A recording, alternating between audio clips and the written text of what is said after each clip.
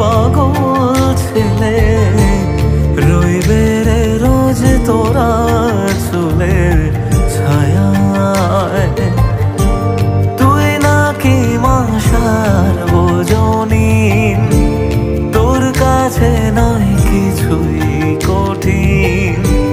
তোর ওই দুটি চরণ তলে থাকবো আজীবন।